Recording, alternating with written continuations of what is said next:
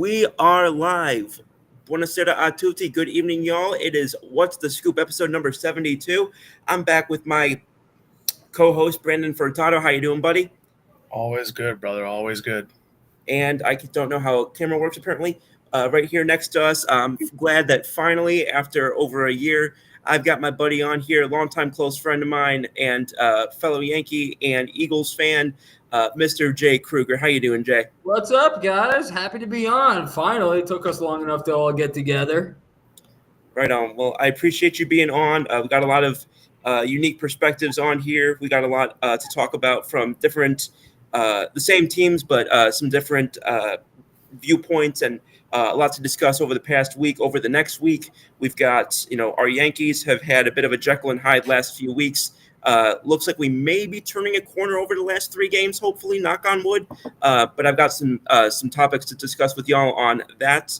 We've got a little thing called the NBA draft coming up this week. So no shortage of topics, and we're going to break it all down over the next 60. Thanks, everybody, for tuning in. And obviously, if you've got something to ask, something to say, or just want to get involved in the conversation, you know where to drop us on that chat. We've got live right now on YouTube, Facebook, Twitch, Kick, and X. So, jumping right in on all of that, let's start off with some baseball, because obviously I think that's the sport that kind of has brought us all together for the most part in the main sense.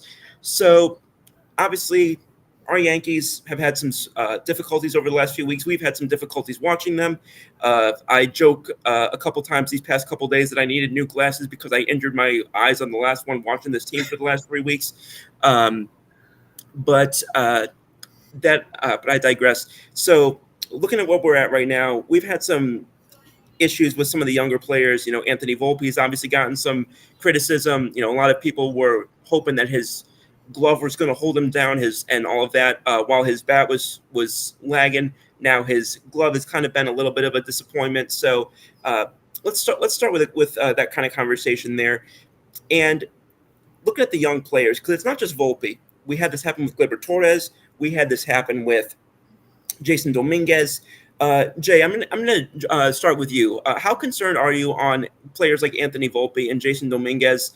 And what do you see as the biggest issue when it comes to how the young players in general have performed this year? So every time I watch a game, listen, you know me, dude. I don't know if it's on this show or on your other show on K&K where you said once a long time ago that I want to cut everybody in spring training, which is actually not a far off assessment. I want to agree. At this point, I've probably said that on both shows, so go on. Yeah. I have to keep reminding myself that it is June. And listen, we're getting towards July. I began the season, and bear with me because I'm mostly on the eye test on this one with concern over Jason Dominguez. And my concern over Jason Dominguez revolved around his defense. I'm not as freaked out about that right now, and that's probably because the successor to that concern has been Anthony Volpe's everything. All right, it's the biggest criticism that I hear is that he's a speedy guy. Here's the and he can help us when we want to play the small ball. And the biggest criticism I used to have about the Yankees is not mixing in the small ball with the long ball. The problem is that he doesn't get on base enough. And again, I want to, as irrational as I am, I want to give time for people to thaw out from spring training, so to speak. We're at the end of June though. We're getting to the All-Star break pretty soon. Right. And we have built a lot. Not when I say built, I mean we aren't in rebuild mode. But we have depended a lot on Anthony being a star. Every time there was a trade that was brought up, the name Anthony Volpe was in the mix as untouchable. Right. And that, obviously hindsight's 20/20 right now. Right. But I want to I'm struggling to figure out what can be done to even really remedy this, because honestly, and he's our starting shortstop right now. Putting in Peraza in that position for a minute is kind of like 6 of one, half dozen of the other at the moment, at least on offense. Pardon my ignorance on Peraza's defense. It is very possible that he might need to ride the bench for a little bit. I don't like to do that because I don't know, because, part of this game is mental. And if you bench the dude for 2, 3, or 4 games, that could help. That could give him some rest, but it also could not help. And I'm concerned. It's really concerning. I think what he did today, everything that the phrase that echoes off in my head a lot whenever a struggling Yankee, goes yard the way he does, it's like I keep hearing Michael K in the back of my head. Oh boy, did he need that? And I don't know. And the last time I heard it, I think it was with Gary Sanchez. Mm-hmm. Do we need to bring up the Gary? I know we all want to stay away from the Gary Sanchez era tonight, right? I mean, we don't want to especially after we're not today. using it as an omen for success. No. So I think he's going to need a little bit of downtime, and we need to kind of psychologically dissect this, because I don't know. I think Volpe does have a lot of pressure on him, but also, I mean, when did we call him up? 23? Yeah. First season was 23. Like, dude, it's not 23 anymore. I mean, I do this thing, and I had higher hopes for Volpe this year because Scoop, knows that I do this thing where I would say, every World Series MVP had the other team won, and I think Volpe would be a contender for MVP on that. Yeah. On his performance in the game, that if we had come back and won that series, he would have been the instrumental part of that. They'd probably give it to Stanton, but I want to believe in dude. Mostly because I don't see a lot of options on us. I mean, everybody keeps saying, "Hey, bring up George Lombard." I mean, yeah, maybe, but too early, in my opinion. Yeah, he's not ready. Way too early, And, that's the sad part is, we've drafted 6,000 shortstops every draft we go through. And, this particular shortstop was untouchable. Same thing with Peraza. Right now, we're going through their struggles. And I'm, I want to make – in addition to the things that I might kind of be mind blank on tonight, how to fix Volpe – it's a little confusing. It's just the only thing right now is that if anybody's out there is religious, it's pray that this was the momentum builder. Yeah. No, it's fair. And I just want to respond to something you said real quick, and then I'm going to kick it over to Brandon. But you said in the beginning of your comments, you talked about the defensive numbers on both him and Volpe, et cetera. And obviously there's a million metrics you can use, but defensive runs saved as an example. Current number for Peraza at third base this year is 4 defensive runs saved, which is actually pretty solid, considering he's mostly spent his time at second and short. So I actually would consider, and I'm glad they've given more time to Peraza this year. And I think that I think he's done enough defensively to earn the right to stay part of the mix. But I agree with you that and I think you and I spoke about this as well, where Volpe, you watch him play, and this is one of the things where people talk about the civil war between the eye test and the analytics. This is something where both of these bear it out.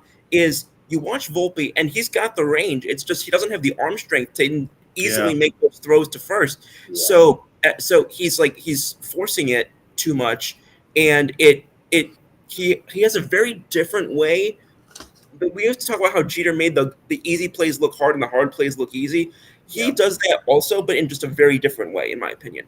Brandon, I'm going to kick it over to you now. Same question that I asked Jay, but also I'll add on top of that. Is Volpe your biggest concern with us right now as far as young talent is concerned? Is it Dominguez, or is there somebody who I'm leaving out of the conversation? It's tough when. And I'm not a big I was a big Volpe defender the first 2 years. This year, it's kind of getting hard for me. That's where I'm at right now as well. Mm-hmm. But the thing is when it's also the pressure of having to replace the captain.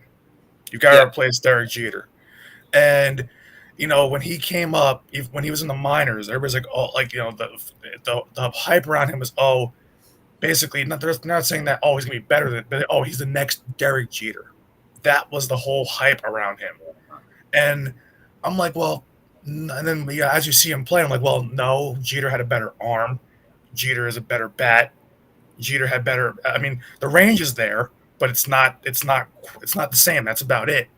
So, coming into this season, I said when I looked at him, I was like, oh, okay. His first season, he batted what, 206, 209, something like that. His OPS was like somewhere in the 600s. Last year, it was 240 something. The OPS didn't really go up too much, so that was kind of a concern. The batting average went up, but the OPS didn't. This year, the OPS is up about 100 points, but the average isn't. So it's like we're kind of getting stuck here, where it's like it's middling out, and it's kind of like it feels like he's plateauing. Like this is just who he is at this point. So it's tough because you don't like average is like in today's game is not a great indicator. But if you're the shortstop of the Yankees, if you're an infielder, you don't want to be batting around 240. You want to be batting around 270. So, and that doesn't seem like a big difference when you think about how many at bats you get. But 270 versus a 270 versus a 240 hitter is a big difference, and especially when you are if you think about it, that 270, if he gave you that instead of giving you 240, that's better than being a little less than 1 for 4 a game. That's getting towards being almost 1 for 3 a game, which.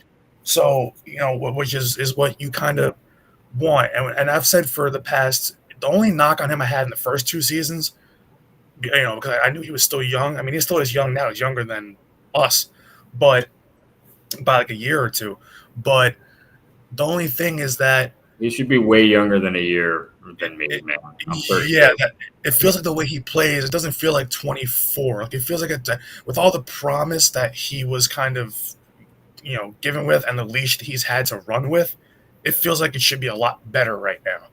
And it's, today he had a 3-hit game. It was a good game, but I also look at it too, like when you look at the grand scope of the game, everybody was teeing off on Zach Eflin today. Everybody was teeing off. So I'm like, is he really, breaking out of that kind of slide that he had, or is it just that the pitcher was terrible and the entire lineup hit him? So, and that's their ace right now, isn't it? Like Zach Eflin, that's their acting ace. I think at this point, because they've been so bad this year. So it's tough. When I look at the lineup, right, and just like it feels like every year with the Yankees, it's very top heavy. You get to the 5th, 6th, 7th guy, and there's no one there. Like there's nobody hitting there from 5 on. So it's it's the same thing. Like when to me, listen, I like Jazz Chisholm's energy. I like it. So to me right now, Jazz Chisholm is the one. He's been in the league, out of all the guys who are younger on this team, he's been in the league the longest. He should be better than what he is too, because he's not hitting either. And when it's like, he'll have a big home run or a big moment, but it's a 1 for 4 kind of game, 1 for 5 kind of game. It's like, okay, what are you really giving us when it really matters? And then, third base, he's for not being a natural third baseman, he's not terrible. He's not a third baseman. I can't see him staying there with this team. To me, when I look at how the infield is constructed, and I look at him at third, Volpe at short, DJ, who's old and slow now, at second, who doesn't have the range he once did, and Goldschmidt at first, that's not a good infield. That's not a good infield. We got a retirement home going on, yeah. It's that was a big problem last year. That was why the Dodgers even said in the World Series, if we just put this ball in play, they'll make mistakes because they can't field. So it's tough. Like Ben Rice today had a big home run, had a couple nice at bats, but Ben Rice is the one where he's kind of dipping down. Like he overperformed to start the season. Now he's kind of getting back to what he was. That happens with a young guy, but he's not that. Like, I hate to use the phrase young guys because they're around our age, like they are young guys, but in the baseball sense, 25 is not that young. Like young is 19, 20, 21, or like even like around like college age up until 22. To me, that's a young baseball player who's in the majors. Once you get past that cut, to me, you're no longer young. You should be knowing how to handle the big leagues. It feels like, Bro, I'm 32. Can we keep taking it easy on the age of argument? But like I'm saying, like like listen, like look at like all the guys on our team that are in their 30s and up, right? Yeah. Like they're all seasoned vets, but the thing is, they all, not all of them, but most of them, the second they came into this league at 21, 22, 23, they could handle it. That was the thing, is that they showed they could handle pressure. They showed they could handle a big stage. A lot of the young guys, it's like we're not waiting a year and a half or a year and a half. This is year 3 for Volpe. This is now, I mean, this is the first full year of Ben Rice. So, but he's older. He's 25. Dominguez, this is the guy that they signed at 16 years old, saying, "Oh my God, he's the next greatest thing since sliced bread," and we haven't seen it yet. So, it's kind of tough because like you want to give these guys a runway, but you also got to realize here's the problem with giving the young guys who are on this team need a runway, but it feels like it's starting to run out, and then the older guys are starting to run out of chances to win a ring. So, Stanton older, need a chance to win a ring. Judge getting older, need a chance to win a ring. DJ older, Garrett older, like all the Cody's now 30. So, like, I mean, Cody does have his really? What? He's only 30, really? Yeah, Cody's only 30. Yeah. He's just been, because he's been in the league since he's like 22, so that's like it's like an 8th, 9th year or something like that. So yeah, this is his 9th year. Yeah, so I like the fact that like those guys are playing well. Well, I miss Garrett. We all miss Garrett Cole, but yeah, it's tough when you have to wait on the young guys who are at the bottom of the lineup usually, and none of them are hitting, and then they have to try to turn it over to the big bats at the top right now, who aren't necessarily hitting. So it's kind of, and it seems like it's happened a lot of years at this point in a row under the current Yankee regime, where they get to June and they stop, like the league adjusts to them and then they don't adjust. So you're exactly right. It's becoming tough every year that almost like it feels like when you get to June with this team, they're gonna slide. This was a 7-game lead. It's down to a game and a half. Yeah. It's always either going to be the offense that slides down, or inevitably, and I don't think this is like the Yankees' fault or anybody's fault, but like a bullpen always like collapses like midsummer. Yeah. When I say collapse, I don't mean like it's kaput for the rest of the season, but yeah. I mean the bullpen. Yeah, our bullpen. I mean, we all saw it. As soon as Devin Williams got right, everybody else should crap the bed, and it was just the Ian Hamilton. Yeah, it was just tough.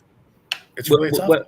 Whether it was him, oddly enough, Brian Yarbrough has actually I think has had some pretty nice outings, but and I was happy to see that, because he was probably the worst pitcher starting our season out aside from Williams, but just looking across, and I think you start to have to ask yourself at some point, because let's be honest, you're not going to be able / willing to trade some of these young players at their lowest value. Like it's not going to happen, and it's a dumb business decision.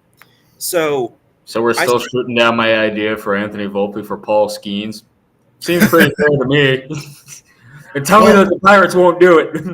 I mean, if there is an organization that's stupid enough to do that, it probably is an organization run by Bob Nutting, but or John Henry in Boston. Yeah. Yeah. I don't think there's a substance legal according to the FDA that is strong enough to make John Henry accept that. But in any event, but man, that organization ever since Larry Lucchino passed. But coming back to this, because you look across and Paul Goldschmidt is an example of somebody who has not, we all thought he was going to be more defense than offense, but he started the season so well that even though you knew it wasn't sustainable, you didn't think the fall off was going to be as drastic as it's been. It's gotten to the point where I am impressed by Ben Rice's bat to the point where I do think he can be a legit bat in the majors, and we run into this damn problem again. And Brandon, you and I spoke about it either on our last show or the one before. You've got Ben Rice, bat first. You've got Jason Dominguez, at least right now, bat first. You've got, some of the ones are obvious, like Aaron Judge and Giancarlo Stanton. But but you've got so many of these guys on the team that are bat first. And there are some positions where I am willing to take a hit at the defense if you're giving me the bat, but up the middle, that is not the case. And then you've got guys like Volpe who ain't giving me either right now. You get, a position like I'm very confused. I don't know if there's like organized crime connections with him or in New York or what. I have no idea how DJ LeMahieu has lasted on this team for so long. I thought that he should have been gone 2 years ago. I do not understand this. I thought that was a good deal when we made it, but the fact that you were willing to eat it on Aaron Hicks, you were willing to eat it on Alex Rodriguez, you were willing to eat it on Jacoby Ellsbury. You can't eat it on a guy whose entire contract was under $100 million. Yeah, who can't seem to get the ball off the infield except for rare occasion. I respect the fact that Aaron Judge and other teammates, went in and advocated for them not to let go of him. But I'm sorry, even Aaron Judge doesn't need to be listened to 100% of the time. And it's just, I understand that certain moves are going to be tough to digest in the clubhouse. You know what else is tough to digest in a clubhouse? 95 wins every year and not winning a ring in New York. That's tough to digest in a clubhouse. Yeah.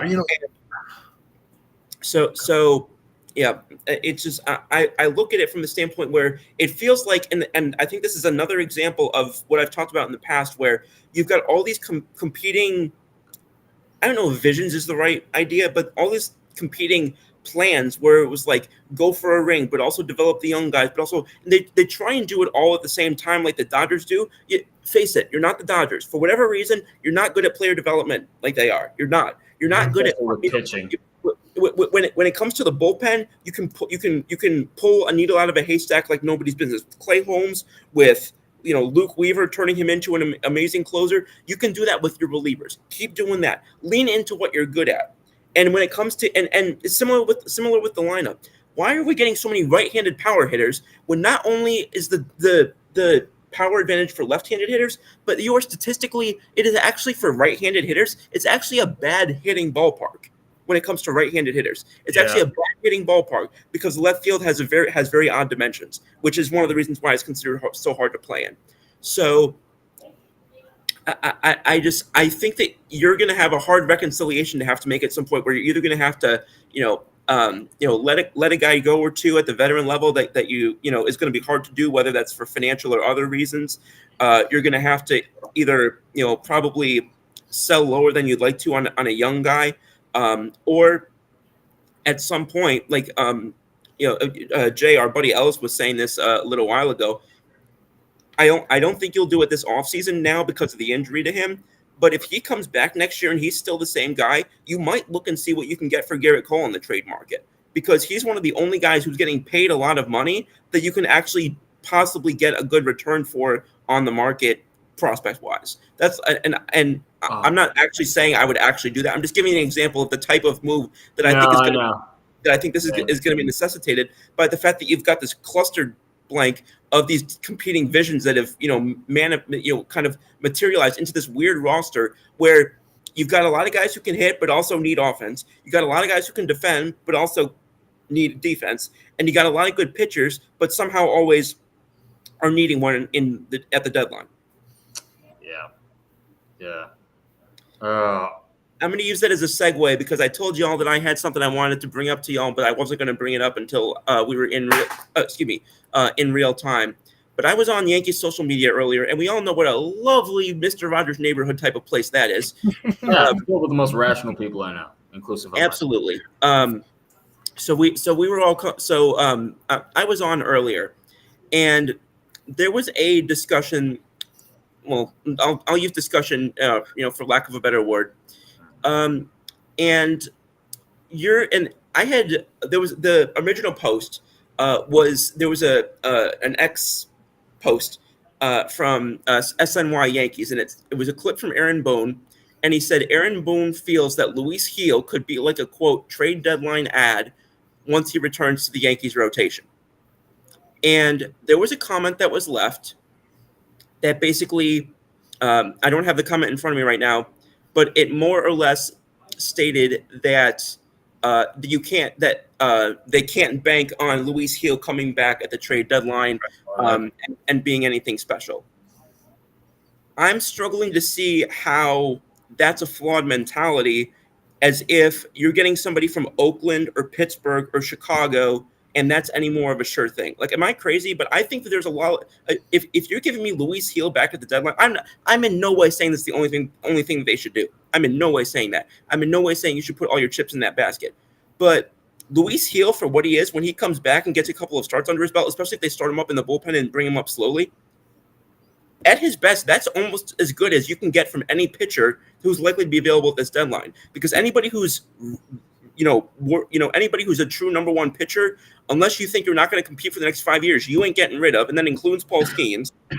And if you are willing to give up that guy, he's probably either a veteran or past his prime, or going to be worth far more than New York either is willing to or has the capacity to give up in young capital. So am I crazy for thinking that's that mentality that fans have, that just because he's somebody who's coming in from outside the organization as opposed to off the IL or up for the minors, that automatically they have a better chance at being they're more of a sure thing?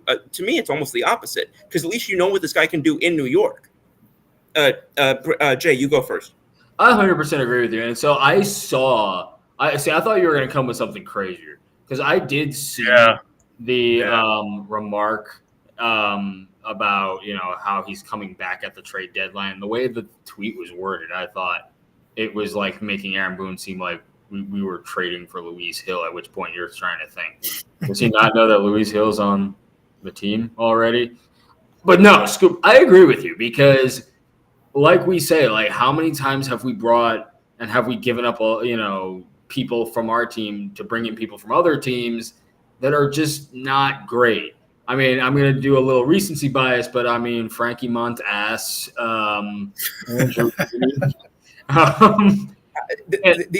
the athletics ability to have us over a barrel when it comes to trading pitchers needs to be examined by posterity. Yeah, I have to also, tell Brian Cashman, hey, just because they're not in Oakland doesn't mean that they're not still the same team. Yeah. Do not trade with Oakland again, especially for pitching. I'm with you, man. I mean, I trust Gil a little bit more than I would really trust anybody from the outside. And really and truthfully, and forgive my ignorance, who from the outside are we really getting? I mean, I heard at one point. I don't think that's ignorant, because again, it's still June 21st, so the market's still got about a month to develop. So. Yeah, man. I don't know. Like, I mean, I've heard I don't know how he is doing of late, but I've heard the name Tyler Anderson from the Angels circulated. I hear that every year, and it never really wets my beak. Yeah. I mean, again, Angels. I mean, by the way, I know we're going to be discussing a little later, but I actually like the Angels. Let them keep the pitching that they have to see if it can actually kind of materialize into what they need. But yeah, it's just, I think, and I'm talking to my Yankee fan base, and I'm talking to me like that. We need to develop a little bit more of a savant when it comes to trades. Back in 2018, I was saying all we need is pitching, and then somebody who was a Met fan of all things was like, "Yeah, Jay, do you think they're handing out pitchers like candy?" And I'm just like, "Yeah." And then you got people like supply and demand is a concept lost on a lot of Yankees fans. Yeah, and that's something that I kind of had to like teach myself. Although it's like kind of back and forth a little bit sometimes, because I remember in 2018. Not only were we advocating for trades, but we were trying to remember Justice Sheffield? Everybody needed to bring him up and make him a starter. Myself included, I was going, And then, I mean, but yeah, I actually don't think. I actually be a don't little think bit that more the trade cognizant of the fact that they're Oh, not. sorry, there was a glitch on my screen. As long as we're not trading with Pittsburgh, yeah, same with mine. As long as we're not trading with Pittsburgh or Boston, yes, I'm going to keep leaning it. No one can give us pitching at a price, and that price, by the way, is not going to be Anthony Volpe because now they know what he is. It's I think when it comes to Luis Hill, he's as good as about a homegrown talent as we can kind of slot in to the role, back into the rotation. I'm willing to give him trust. Now, I need Yankee fandom to understand that his first 2 outings when he comes back from the injured list, they're going to be a little rough. They're going to be short. I hope it's not listen, do I hope he comes back and pitches a perfect game considering the last guy who pitched a perfect game for us? Yes. I want that absolutely to happen. Yeah, it's exactly where I'm at. But we need to be a little bit more patient. And I'm talking to them. I'm talking to me, and I think we need to also maybe going back to Volpe be, we brought up a good point is that we expected everybody to be at shortstop Jeter and at the closer position Mariano. Do we need to have good people in those positions for sure? But we also have to remember that this ain't the 90s anymore, guys. The era of good feeling is over, when it comes to that. Well, you also have and again, it is true what rival fans say when they say we were quote unquote spoiled with the core 4 because which should have been the core 5, by the way. Thank you. I agree with you. You got to throw Bernie Williams in there. Yeah. Pardon me. But also that's not now. I have plenty of things that I can criticize this current regime, whatever you want to call it, for between not just Cashman but Damon Oppenheimer, who's our director of amateur scouting, who's been there since 2005 and comes up with about 1 prize in the draft every 7 years. I've got so there are plenty of things that I can say about which also.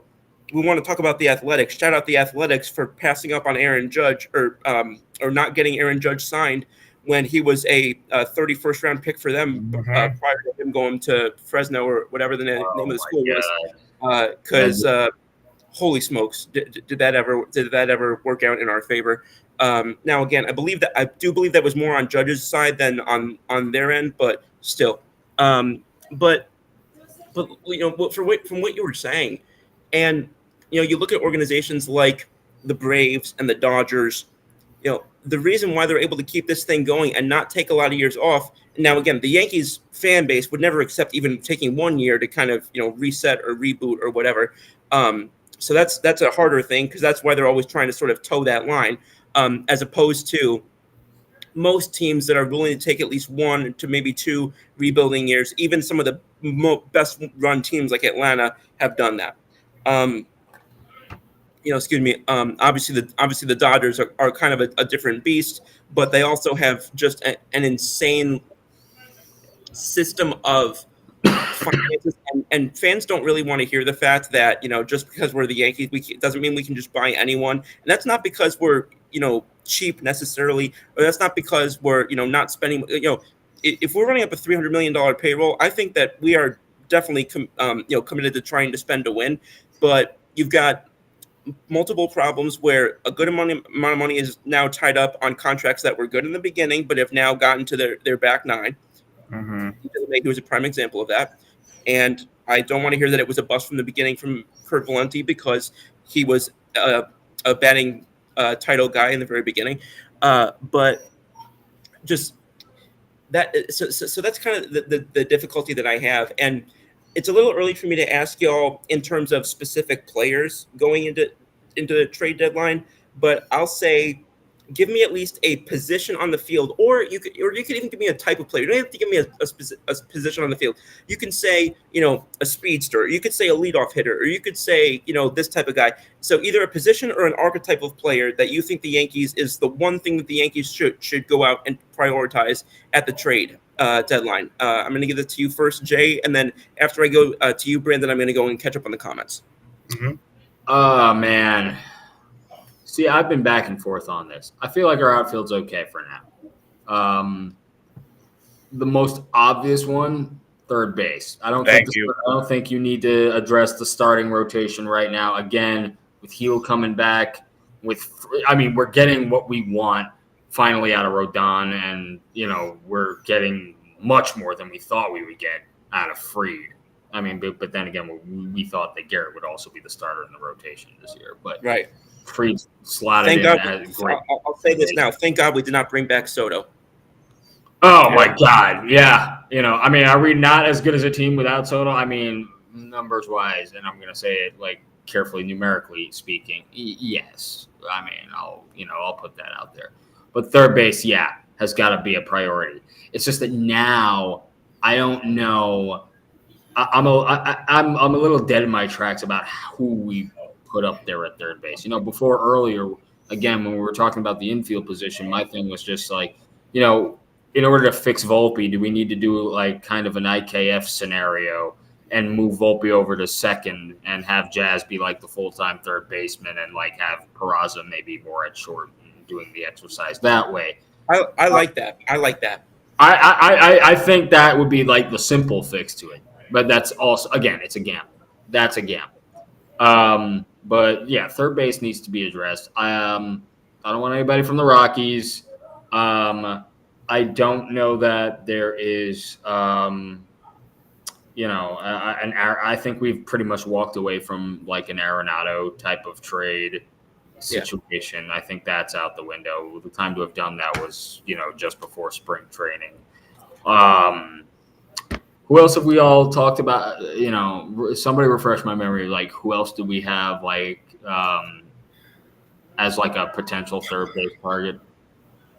You said as a potential third base target. Yeah, those were the big two. It was McMahon and Arenado. The name Ryan McMahon has been thrown around a little bit.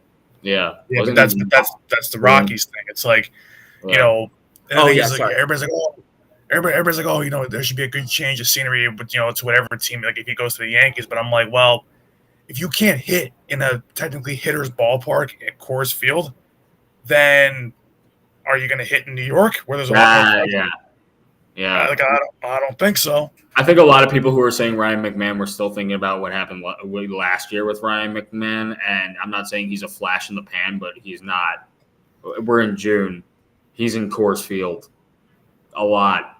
And so, I mean, if he, again, Brandon, like you're saying, if he's not hitting the ball out in Coors Field, and I do believe that the Coors effect is real, I don't know if I want to. It's the same, I was a big like Ryan McMahon believer, but that was like last year and then coming into this year. But by this point now, seeing that he's not producing, everybody's like, oh, well, he's a good bat on a bad team. Like, is he a good bat? Because he's not hitting over there.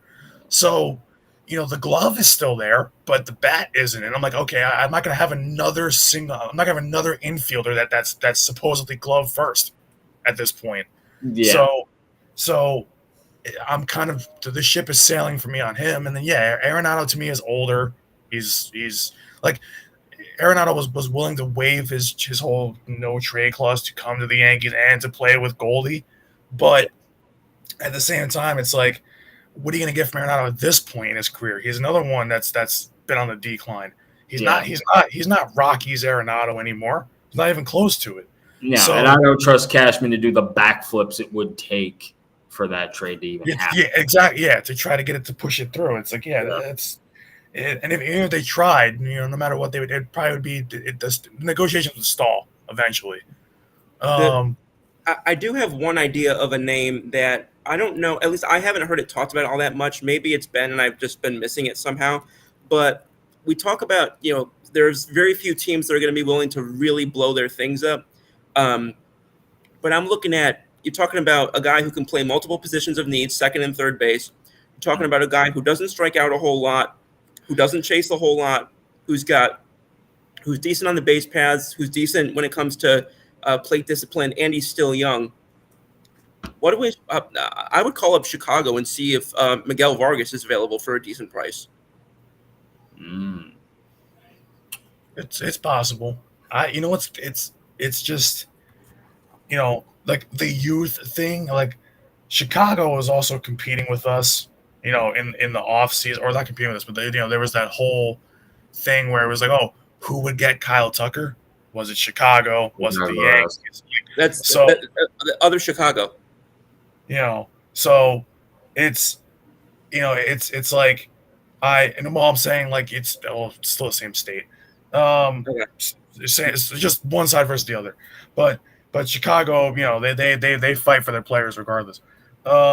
Yeah, you know what, Chicago might, the White Sox probably are probably going to end up, they got nothing to lose, but like you want to keep, especially if you know you're going to blow it up, wouldn't you keep a young player like that to see what you have for the future?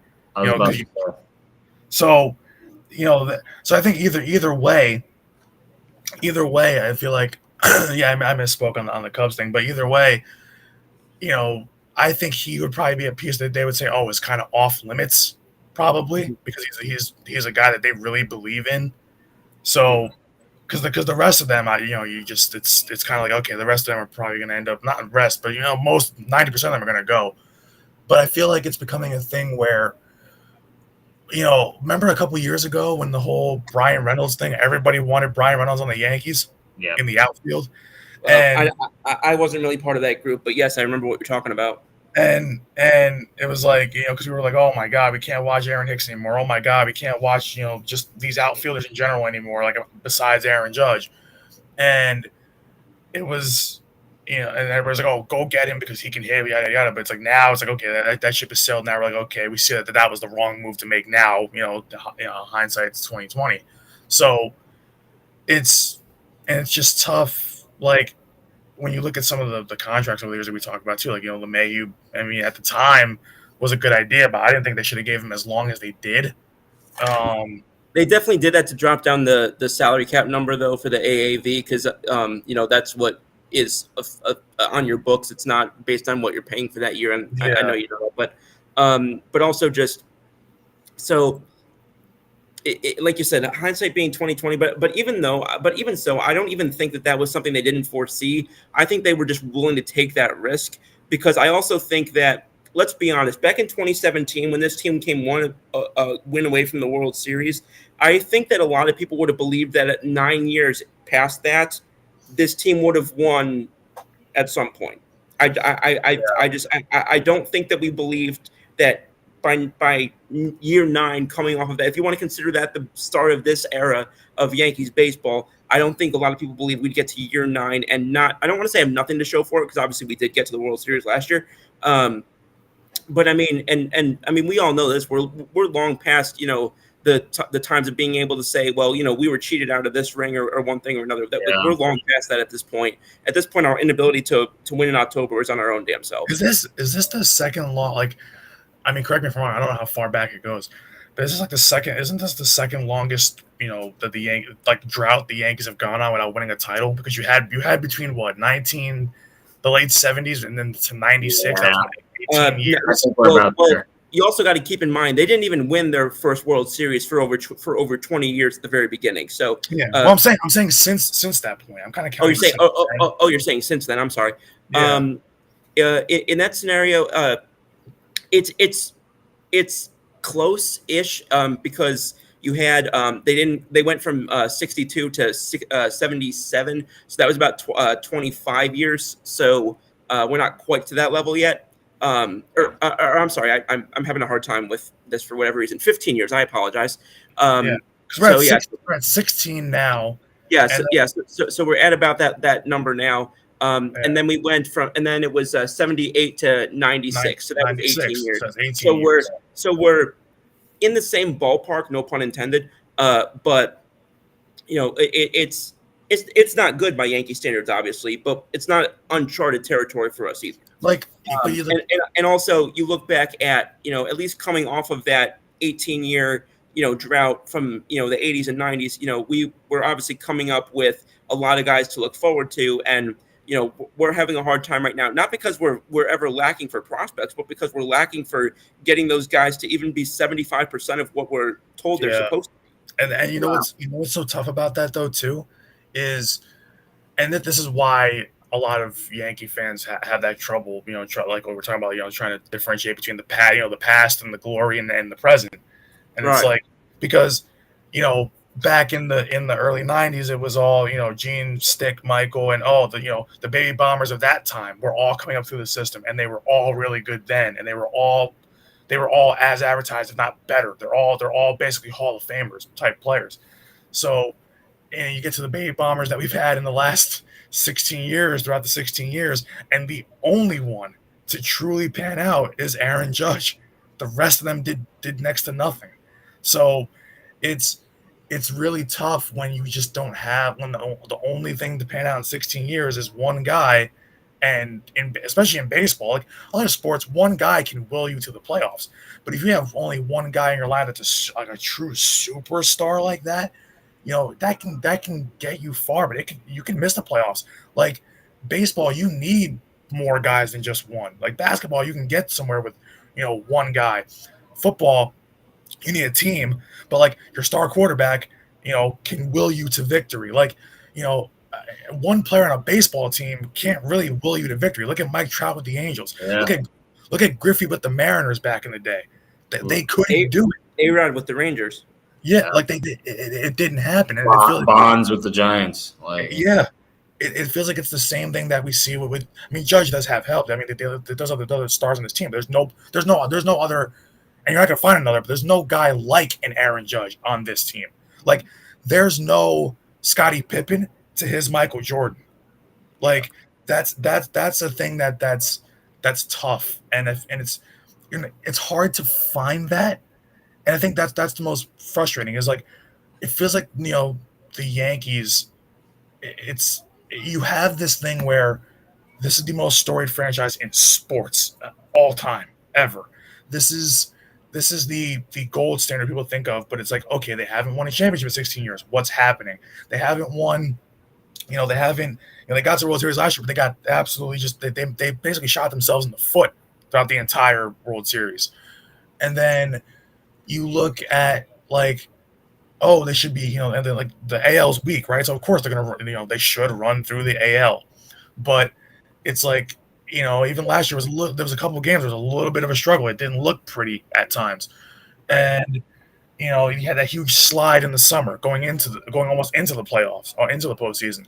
Right. This year you're seeing a little bit of a June swoon, like everybody's talking about. Like, it's tough because it's almost like, that, like, they always say it's like, it's the devil and the devil you don't. Like, okay, so it's like, okay, if the Yankees were to give up all these different guys to try to get high caliber players, top tier players, you don't know what you're getting. But you know what you have in the guys now. You'll probably make the postseason with them. That's just how it is. But it's hard to sit here and play the what if game with who they're going to get and say, of course, what guy is, or what targets, or who can they go after that's going to make them win a World Series. Not just get them, but win one. And it's like, because anything you could point at, I don't see outside any position really. And I think I want them to address third base. Just like Jay said, I've been saying it for like a month or two now. I want a third baseman. Hell, I said it before the season started. Where's our third baseman? But what, like, if you look outside and you look at the league, who is the needle mover out there? There's really nobody. And that's why. I mean, it's like I just said. I mean, you look. Well, I shouldn't say just said, but said a little bit earlier. Especially when you added ground ballers to this pitching staff. So you need not just a third baseman. You need a third baseman who can field the position solidly. Quite frankly, at least for the next month, I'd keep rolling Peraza out there at third base and see if he's actually an actual long-term. Because if you can suddenly get that, then you've not just fixed that issue potentially, but you've fixed multiple issues. You figured out what you're going to do with Peraza. Two, you have, validated the fact that you can actually lean on somebody more recent than Judge, who's a unicorn, as an example that you can draft and develop he wasn't drafted, but you know what I mean, sign and develop your own guys in this case.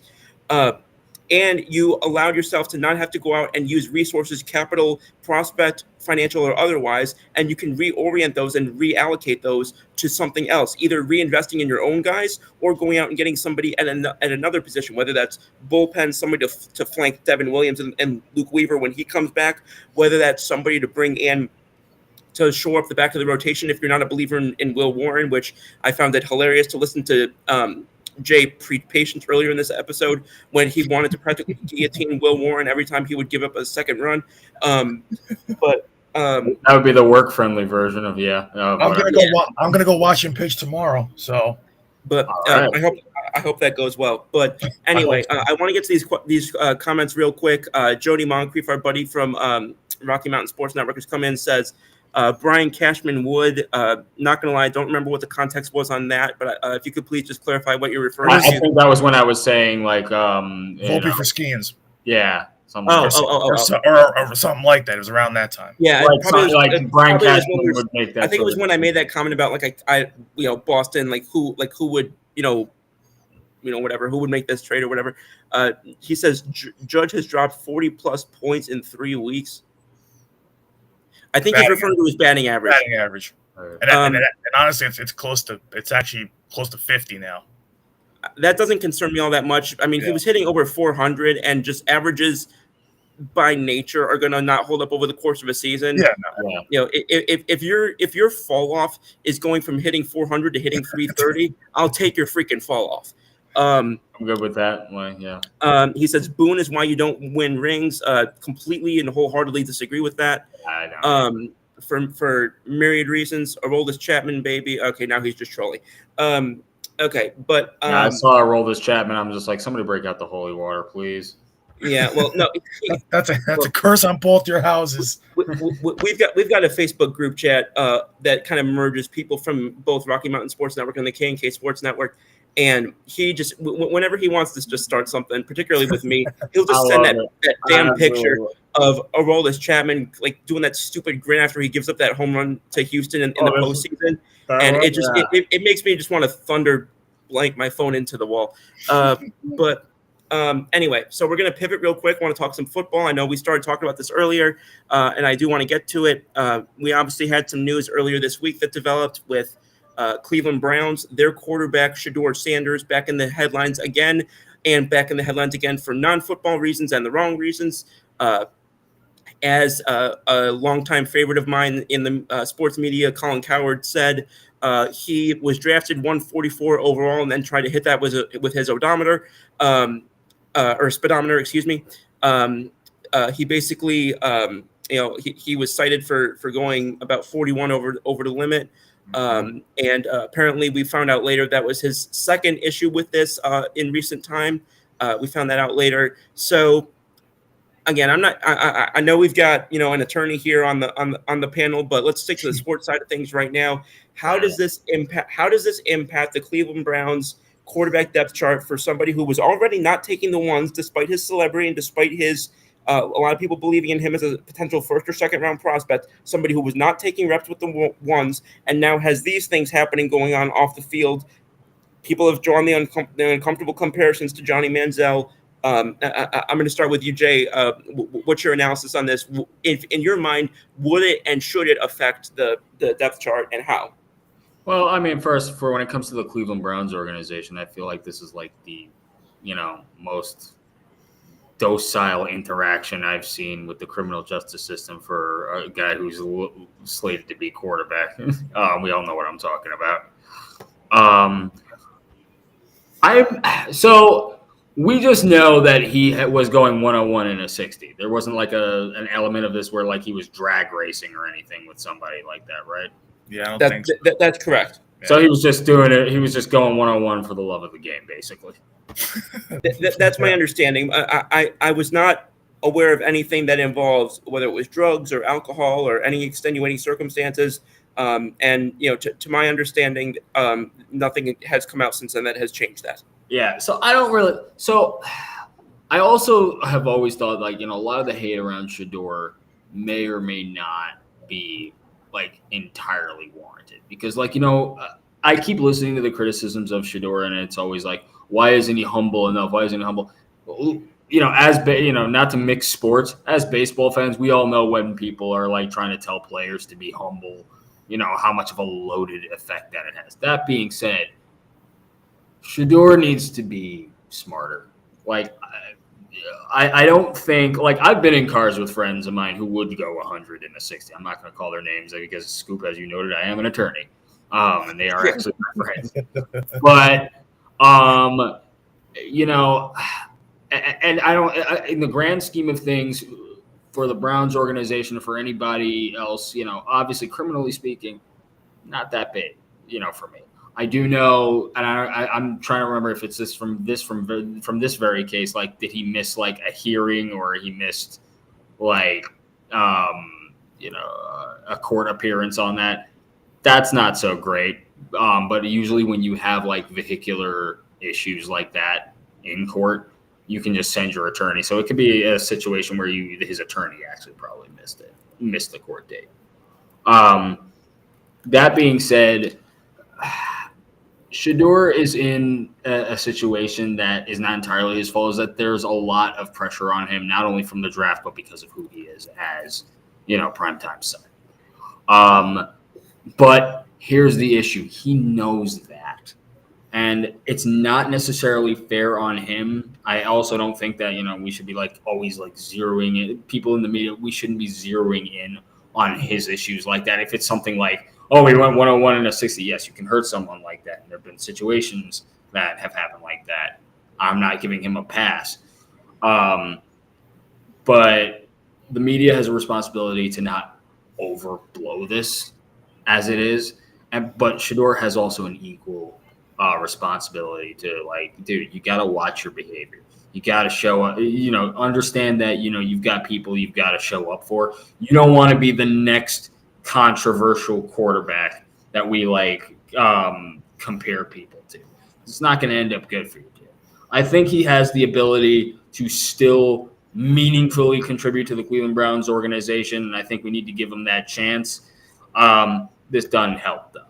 Really and truthfully, how it affects the Browns organization, to me, it's another media circus that they don't need. And, you know, all of us sitting here know that it's always funny to beat up on the Cleveland Browns. They're always the, you know, it's always funny enough to have like have them as the butt of jokes. Scoop and I's favorite draft day movie revolves around the Cleveland Browns, and they don't, even in that movie, in the real world, they don't technically make good decisions. But no. Well, yeah. It's funny. Real quick, I'll mention this, but Brandon and I are also in a group chat with a group of people to whom he introduced me. And a few weeks ago, so they do this thing where they like just watch and then trash movies every single week, and they eviscerated Draft Day. And when I told them that I love the movie, they're like, "What is wrong with you?" Well, like, the thing is, when you told us like the connection you had to it, it's like, oh, yeah, we understand it.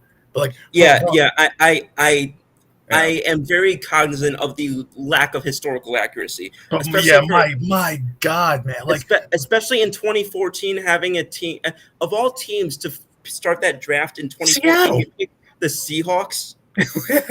It's a movie that literally depends on two GMs being dumb, and not the Cleveland Browns GM. Yeah. But anyway, Brandon, I want to get your take too, and then we'll jump into some NBA draft here before we sign off in a little bit. Yeah, you know, and everybody knows I'm not a big Shedeur guy. Like I just going on his on the field stuff. I wasn't a big fan of him. You know, in college, really. Just there's a lot of things I didn't like about his game, but it's. And then, of course, you got the a lot of flashiness that comes with that, and being primetime son, and all that kind of jazz. But I think that, you know, the situation is, I mean, it's not exactly the same, but I look at it in a similar light to the whole Jalen Carter thing, where, you know, well, like Jalen Carter was a legit like top 10, top 5 prospect. You know, Shedeur to me wasn't, and people had him as that. I'm like, no, he's not. He's not even a first rounder to me, and this draft proved it. But it's just, you know, with all the hype and all the media circuit that surrounded just him having that kind of whole street race. This wasn't a street race, but having the whole speeding and street racing thing, and then the media, and this is what you're pointing to, Jay. This is actually important too. Is that the media has like you said, it has a job to not blow it out of proportion. People were labeling Jalen Carter as a murderer when he was not the one that killed anybody, and that was the most ridiculous thing about that entire process was that the media could have ended his career because of how much they trashed him for something that he didn't even do. They basically flew in the face of media ethics, like law, like the code of law, being a whole thing of, innocent until proven guilty. They were labeling him as guilty. He didn't even do anything besides speed. So that was insane. But like with this, it's like this shouldn't be as big of a story as it is, especially when there was no one involved. It was just him getting stopped for speeding. It's like he's right now he's their quarterback 3. Like Jalen Carter is a starter on the Eagles and was going to be, but like the fact that they're blowing this up because of all his off the field stuff before this, and then how far he slid in the draft and the college stuff and him doing commercials, like all this stuff before he even gets to the NFL. I get why they're making a big deal out of it because they got to put something. It could be a slow news day. You got to put something out there, but it's like. Can we wait a second just to see what happens through? We're barely even into training camp yet. We're just getting into that, pretty soon, and kind of ramping up football season as we get through the summer. So, like, can we just wait, like, see how he does in the preseason and see how he does in training camp, and then we can start talking about, hey, well, if then we can start kind of judging him both as on the field, like truly on the field, and now off the field. Like it's the whole speeding thing going like you were saying, you have friends like that drive like that. I have friends that drive like everybody who's younger like at one point in life drives like that. So it's just because they're in the spotlight, media spotlight, those are the things that happen. So to me, it's not a big story. Even though I'm not a fan of the guy, I'm not knocking him. I'm just like, yeah, it's a dumb decision. You got to be smarter, like you said. But it's just like nothing happened here. This is a big nothing burger. So. Mm-hmm.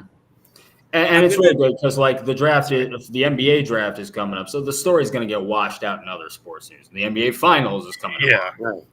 So I think a lot of what's going to happen. I mean, it's already like not the like tremendously largest story out there, but yeah, like if there is something, and I do believe personalities of people matter. That's why we have terms like, clubhouse cancer, locker room cancer, those types of people, make or break what happens on the field, which is like the warning I was trying to like give all my Jet fan friends about Aaron Rodgers. It's like he might not have been the clubhouse cancer the first time around, but he didn't have enough time to do it because he only lasted 8 plays. But, people like things like that, they do develop and they do, make a difference.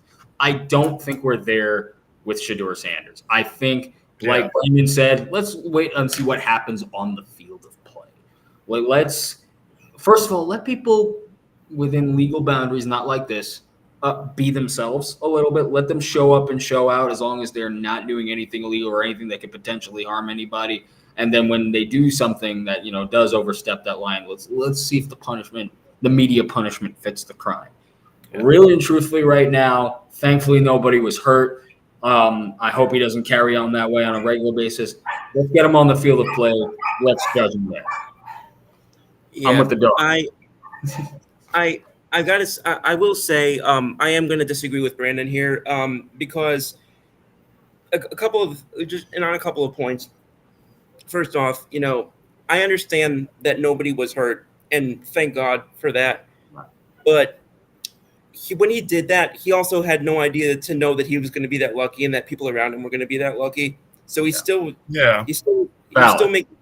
making crappy judgment. He also, you talk about you have friends who are this, that, and the other. And again, we're all guys. We all know what teenage guys do, dumb crap, and young adult guys. And that is in no way a defense of it. Yeah. I still do dumb crap. That being said, not a lot of young guys are being entrusted with the on and off field future of 9-figure franchises with a lot of people at stake.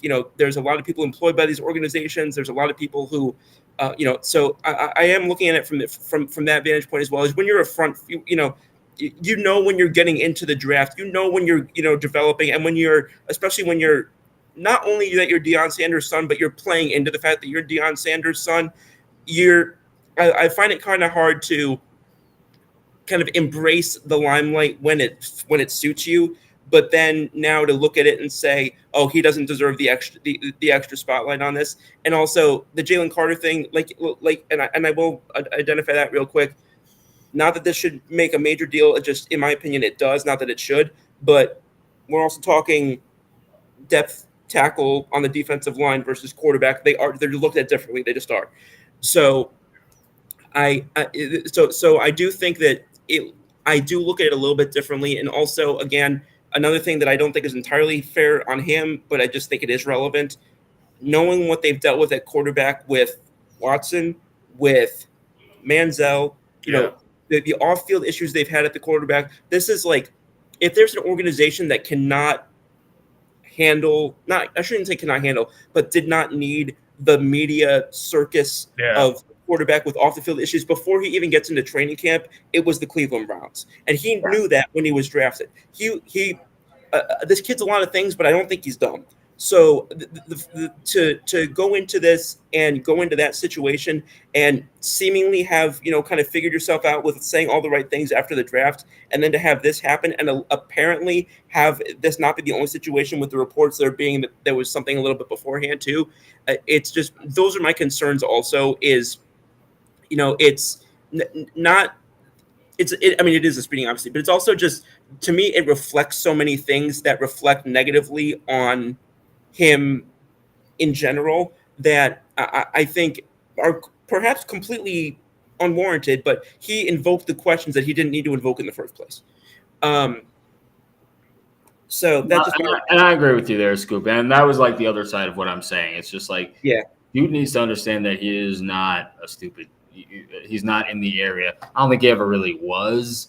In the area of, he's just being a silly bratty kid right now. You need to understand that burden is, no longer really on us in terms of the public perception. It's him. He's got to meet that burden. And I understand because, somebody said the other day, this is like his first, time kind of being outside of his father's coaching.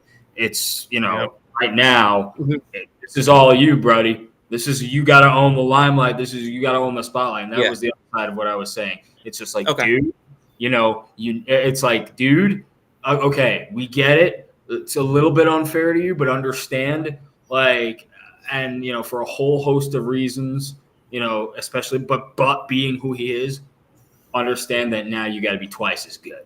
And every stupid thing is gonna bust you down in terms of how good people view you and how they view you. And it's gonna be magnified. Right. And the onus is not. It's not, and it's not entirely unfair. The onus. Somebody's got to sit them down. It's like, dude, the onus is on you now. You got to break out of your father's shadow. You got to be the responsible party that not only Cleveland desperately needs in terms of its leadership, but as a person for you. You got to be on the ball a little better than that, man. Ain't no reason for you to fundamentally, and I think we can all agree, ain't no reason for you to be going 100 in a 60. And especially as a QB3, especially as a QB3 right now, you are fighting for a job. You're not. He wasn't even the only quarterback his team drafted. Yeah. So you're fighting a guy, you're fighting a veteran, a Super Bowl champion. And you're fighting a guy who was a college quarterback, was a starter for 5 years in college. Dylan Gabriel, who has all the experience already, of whom I'm actually a big fan. And also, I will note about Dylan Gabriel, his intangibles were the highest mark that he got in terms of his profile, more than anything on the field. That was why I said it. More than anything physically wise. So the stark contrast that you're drawing there is also not optimal. Yeah, and that's the only thing all that stuff is gonna hinder him. You can't afford, on one hand, it's good that nothing came out of this except for like a certain figure or something. Let's not have that even risk again. But exactly. But yeah, it's like that he should be counting his lucky stars that nothing was worse. So, and now it's like, okay, to me, you already have some of the off the field stuff. You already have now the thing that happened before is that there's not a lot of details about it. But then you have this on top of it now before training camp really starts.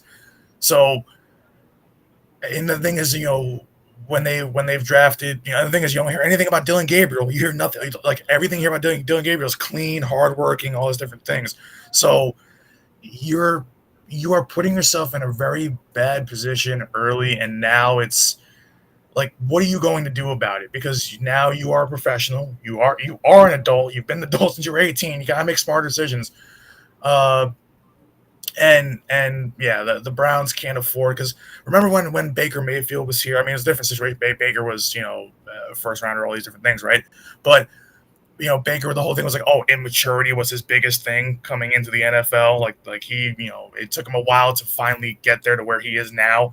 But the Browns couldn't wait on that, and he needed a change of scenery, and it didn't work out. But with Shedeur now, you're fighting uphill battle between two quarterbacks that are definitely better than you right now. You are not making it easy on the front office and the coaches and who are evaluating you to warrant keeping you. So you've got to really show them that you are going to, in a sense, you're lucky nothing happened, but you got to grow up a little bit, because now it's becoming a point where you're not dumb. You're saying the right things, but you got to actually, your actions speak louder than your words. Right. So do the right thing. Like, that's why I feel like if he can't impress, and this is what we said even before all these things were happening about him and the whole speeding thing and what we just, what we're talking about now was, it was tough, because they were like, oh, well, if you can't impress, if you can't compete with Dylan Gabriel and Joe Flacco and show something, they're not going to want you there. And the QB3, like that's not, and the thing is, all the hype around him coming out of college and all the flashiness, do you want your career to be over quicker than it started? Yeah. So, right. Yep. So he's in a bad spot, but it all just comes down to just from here on out, just for lack of a better term, stop the crap. Stop. Exactly. I'll go with my usual advice for literally every life situation. Just lock in, bro. Just lock in. Bro. Yeah. Just lock in. That's my philosophy. Bear in mind, that's my philosophy for people who are walking too slow on the street. I'm like, dude, just lock in. Yeah. But really, this is the opposite problem. Don't go too fast. Lock in, and I don't mean lock in on the accelerator. Well, I mean, Scoop, do you want us to lock in on the NBA draft still, or no? I'll do that. Time? Yeah, we got time. We got time. We got a clear window here. However, that being said, you talked about the draft a little bit. I know I've talked to each kind of individually on this matter, and I we came out a little while ago, because obviously running concurrent with this is also the ongoing saga of where will Kevin Durant go? There's been some discussions about earlier today. It came out that talks with the Rockets were at an impasse. So we know Brandon's colorful opinions on his Nets potentially getting Kevin Durant. Jay, get a redux of Kevin Durant. Give me that again. A reunion with Kevin Durant on the Nets. I don't want anybody who's over the age of 30. I don't want them on the Nets. Same way how I feel with the 76ers. That was going to be my question. I don't even know if the Sixers are heavily involved, but that was going to be my question to you, Jay. I don't think that they're really heavily involved. Well, I have to put my face in my hands every time I think about the 76ers and what they're thinking, because if there's one constant that I know about the 76ers, especially Daryl Morey, I have no idea what they're thinking. That is what is making this so complicated for me. I don't know what they're thinking at 3. I don't know what they're thinking. I wish we would not entertain even the thought of a Kevin Durant trade, and I don't think we're in on it, thankfully. I'm there at the same reason as Brandon is for his Nets. I don't really need an investment in another aging star. Like right now for the 76ers, there is one constant other than uncertainty. It's that every scenario for trades or drafts is if Joel Embiid is healthy. And you will never find a bigger Joel Embiid apologist more than me. But it's a big gamble. I'm still in denial as to whether or not the process era is now over. It probably is. But and we have to build a younger team like that. That's exactly why Kevin Durant is not the key to solving the problems. I wanted to believe that this season for the Sixers was just a stutter step. It was a mightily big stutter step, but I want to believe that once Joel Embiid comes back, they can't possibly be this bad, right? While I'm making that gamble, I would like to invest in a younger team. That's why I'm more invested in people like Jared McCain, Tyrese Maxey, and whoever we pick at number 3, be that VJ Edgecombe and Ace Bailey, and I go back and forth on either one each day. Honestly, by the way. And yeah, you know what's funny? I guess it's two things. I guess it's safe to say that Kevin Durant is not quote unquote the answer. But I think only one answer, man. There's only one answer. That's well, yeah. So like it's definitely I had to get my pun in there. Yeah, I love that one. But the thing is too with Ace Bailey, what's tough right now too is the fact that should be my next question for y'all. Yeah, can't cheer for him because obvious reasons, but at the same time, we heard the thing about what was it with the Knicks that he didn't something with the Knicks that he kind of didn't want to work out for them or whatever it was. Yeah, that was us. That was us. That was the Sixers. Oh, it was you. No. Yeah. Well, that's what I was about to get into. So I'll let you finish, and then I'll jump in on what I know on that. Yeah. It was something that I heard that happened. And yeah, so I couldn't remember who exactly it was, but that's already a tough scene already. I've kind of heard other things like that about him, so I'm just like, ooh, like there's not like outside of Cooper Flag in this draft. Yep. There's not many guys I look at where I'm like, yeah, that's definitely a first round talent. This draft seems to be kind of tough, especially for a lot of the Nets have 4 first rounders. I'm like, I have no idea we're going to do with any of them because we don't even have a good. We're in the back half of the top 10. We're number 8. So everybody's like, oh yeah, like Jeremiah Fears. I'm like, well, okay, it's not terrible, but I'm like, that's not going to win you. It's not going to really be a good place. I get the thing to rebuild. But and we need a lot more help than that. But and I hear I on my side of things, like, yeah, I hear about the Durant thing to the Sixers. It's the same thing that I've been hearing all summer. I mean, thank God it's died down now, but hearing about Giannis to the Nets, I'm like, I don't want him either. And the thing is, you're talking about bringing these guys, right? Like a Durant to the Sixers or Giannis to the Nets or those kind of guys. But they can't win a ring on their own.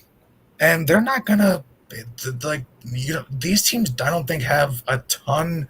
They've got resources, but they're not going to really allocate them well enough, or they're not going to blow up the young guys that they have that they like to risk blowing up their future, because the Nets did that twice. I should know they did it twice, didn't work out. Why do it a third time for Giannis? I don't like the fact that we're talking about the sweepstakes for these players that are on the other side of 30 now. Giannis, I think, just turned 30 or 31. He's getting into his 30s. He's still a great player, but wherever he goes now, it's like, okay, he's got his ring. He's got the success. I mean, he does it. So it's like now he's just competing for another one. But why would you want to go to the Knicks? They need a big man. That kind of makes sense if he wants to go there, but not the Nets. The Nets can't do anything with him. That's not going to happen. So I'm glad that that's dead in the water. And then, Kevin Durant at this point is not healthy anymore. He hasn't been healthy for years at this point. Is he still a great shooter? Yeah, but even then, when the Suns have needed him the most, he's kind of shrunk in bigger games. So it's kind of tough to say like, oh, like the Kevin Durant sweepstakes. It's like, yeah, the sweepstakes that made sense 5, 6, 7 years ago. Not now. He's too old now, and I think he's a great player. Yeah, but how many years he got left? So, and he's also, and there's also the part of his character that I don't like to harp on a lot. He's kind of a follower. He's not so much as a leader. I mean, he followed, one of the people who.